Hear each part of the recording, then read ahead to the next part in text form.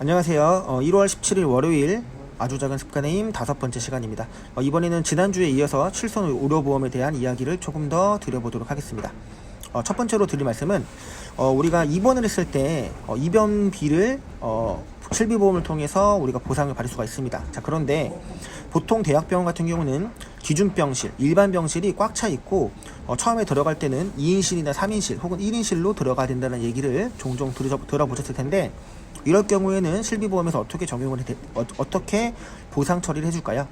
바로 약관에서 보다시피 상급 병실료 차액은 기준 병실의 50%를 보장을 하고 있고요. 1일 한도는 10만 원에 보장을 해주고 있습니다. 예시로 한번 제가 정리를 한번 해봤는데, 기준 병실 사용료가 하루에 4만 원인 병원이 있습니다. 내가 입원을 하려고 하는데 상급 병실밖에 없어서 하루 30만 원에 상급 병실을 이용하게 되면 기준 병실과 상급 병실의 차액이 26만 원이 나옵니다.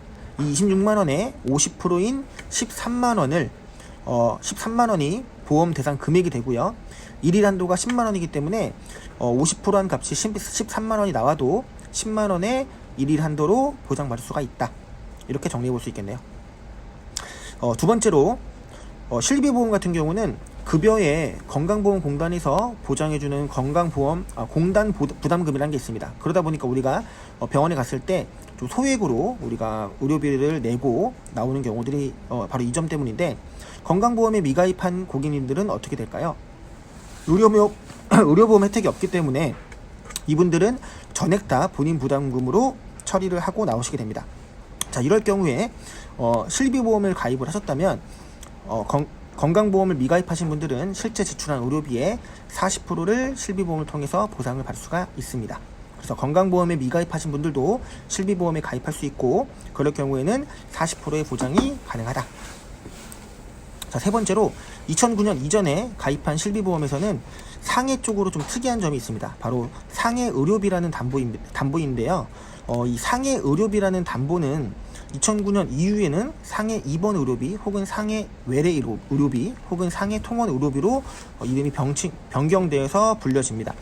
자, 그러면 고객님이 2009년 이전에 상해 의료비를 가입을 하셨다면 어떠한 특이점이 있을까요? 지금 현재 판매되고 있는 것보다 보장 금액이 높다, 그리고 공제 금액이 낮다라는 것도 있지만 현재 판매되고 있는 실비는 중복 보상이 되지가 않습니다. 자, 그런데 요 2009년 전에 가입한 상해 의료비 같은 경우만 자동차나 산재 보험을 통해서 보장 혜택을 받으시더라도 그 금액의 40%를 다시 중복 보장을 받으실 수 있는 특징을 가지고 있습니다. 그래서 고객님들 중에 보장 분석을 했는데, 상해 의료비를 가입하고 계신 고객님이라면 최근 한 5년 안에 자동차 사고로 인해서 대인 치료를 보장받으신 적이 있으십니까? 이렇게 질문을 해보고 그런 경험이 있다면 그 금액을 다시 실비보험으로서 보장을 받으셨나요? 안 받으셨다면 제가 청구로 도와드리겠습니다. 40%를 더 환급받을 수가 있습니다. 이렇게 안내해 볼 수가 있겠네요. 자, 네 번째로는 실손 의료보험의 종류를 좀 나눠볼게요. 종류가 개인이 가입하는 경우도 있고요. 그리고 단체, 직장을 통해서, 회사를 통해서 가입하는 경우도 있습니다. 자, 그러면 개인이 가입하는 것과 단체로 가입하는 건 어떤 차이점이 있을까요? 자, 우선 공무원이 가입하고 있는 공무원 실비보험 같은 경우는 일반 개인이 가입하는 실비보험과 다른 특이점 하나가 있는데, 그 점은 바로 임신 출산에 대한 보장이 가능하다라는 점입니다. 개인이 가입하는 실비는 임신 출산과 관련된 질환에 대해서는 보장을 하고 있지 않은데, 공무원 단체 실손 의료보험에서는 임신과 출산에 대한 보장을 해주고 있다는 점 여러분께서 또 꼭 기억해 주셨으면 좋겠고요. 또 한 가지, 단체 보험을 가입하고 있는데 또 개인 실비를 가입해야 됩니까? 라고 물어보시는 분들도 꽤 많이 있습니다.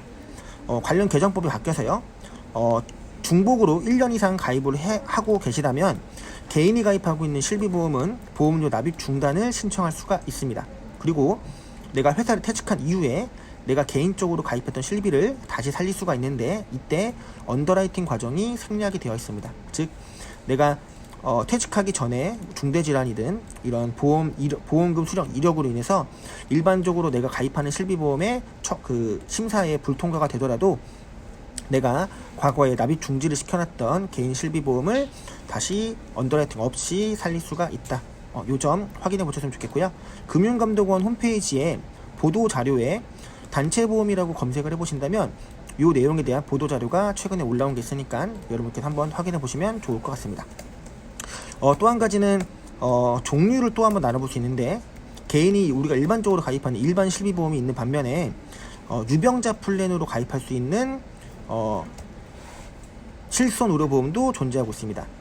일반적으로 고혈압이나 당뇨, 그리고 병원 치료 이력이 있을 경우에는 일반 개인 실비에 가입이 거절되는 확률이 좀 높습니다. 자, 이런 분들 같은 경우는 간편 심사 플랜이라고 하는 이 유병자 플랜을 통해서 실손 의료보험을 똑같이 가입할 수가 있고요.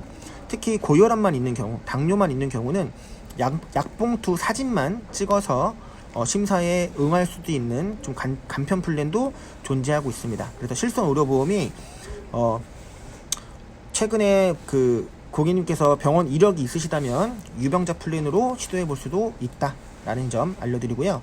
나이가 좀 많이 드신 분들 같은 경우는 개인 실비보험의 가입을 회사가 좀 받아주지 않는 그런 추세를 좀 보이고 있는데, 노후 실손 의료보험이 출시가 되어서 현재도 판매 중입니다.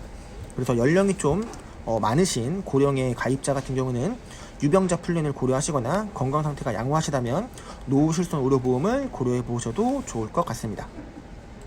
자, 마지막으로 실손 의료보험은 어떤 보험일까요? 저는 쓰는 보험이라고 좀 생각이 듭니다. 자동차를 샀으면 자동차를 타고 다녀야겠죠. 네.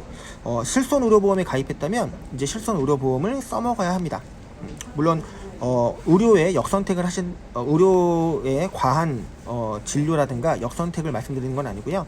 내가 실손보험에 가입을 하고 나서 내가 감기든 몸살이든 혹은 어떤 상해를 입었든 바로바로 이 실비보험을 통해서 우리가 보상을 받으셔야 될 텐데, 이렇게 쓰는 보험이다 보니까 단점이 나의 개인적 건강 이력을 보험사에다가 꾸준히 알려주는 역할을 하고 있다, 이렇게 또 생각해 볼 수 있어요. 그렇다면 내가 정액보험이라고 하는 일반적인 암보험, 생명보험, 이런 질병에 관련된 보험들을 정액 보장해주는 상품을 내가 아주 충분히 가입하지 않았다면, 실손보험을 가입해서 내가 지금 당장 이 보험을 써먹게 되면 향후에 내가 정액보험을 가입하는 데 있어서 불이익을 받을 수가 있다는 점 여러분께서 고객님께 꼭 안내해 주셨으면 좋겠고요. 여러분도 고객님께 보장을 세팅하는 순서로서 정액 보장에 대한 상담과 가입이 우선이고, 그 이후에 실손의료보험을 가입을 하는 게 고객님을 위한 프로세스다, 이렇게 생각해 주셨으면 좋겠습니다. 마지막으로 최근에 판매되고 있는 4세대 실손보험이 나오다 보니까 교체를 해야 되는지 말아야 되는지 고민하시는 분들이 좀 많은 것 같습니다. 정답은 없겠지만 두 가지 측면으로 고려해 볼 수 있어요. 보장의 질적인 면을 나는 더 중요하게 여길 것인지, 아니면 보장의 유지가 더 중요하다라고 여길 것인지. 최근에 보험료가 갱신된 이후에 실손의료 보험료가 너무 많이 올라가지고 이 보험을 내가 계속해서 유지를 해야 되냐 말아야 되냐, 이런 고민을 하시는 분들이 굉장히 많습니다. 자, 그런데 미리 준비하지 않으신 고객님 같은 경우는 4세대 실손으로 갈아타시는 것도 건강 상태 때문에 거절이 당하는 경우가 굉장히 많습니다. 그래서 여러분들도 나이의 때나 고객님의 연령대나 그리고 고객님의 직업이라든가 소득 수준에 따라서 유지 측면을 더 강하게 볼 것인가, 아니면 보장의 질을 더 강하게 볼 것인가, 그거에 따라서 실비보험을 지금 미리 교체할 것인가, 아니면 조금 더 보장의 질이 좋은 보험에 대한 준비를 그냥 유지할 것인가, 이거에 대한 가치관을 고객에 따라서 여러분들께서 철학을 가지고 컨설팅에 상담에 집중해 주셨으면 좋겠습니다. 총 3번에 걸쳐서 실손 의료보험에 대해서 이야기를 좀 나눠봤는데요. 추후에 다시 한번 실비보험에 대한 보장 혜택에 대한 이야기를 또 들어보도록 하겠습니다. 오늘도 좋은 하루 되시고 이번 주도 파이팅 하시길 바랍니다. 감사합니다.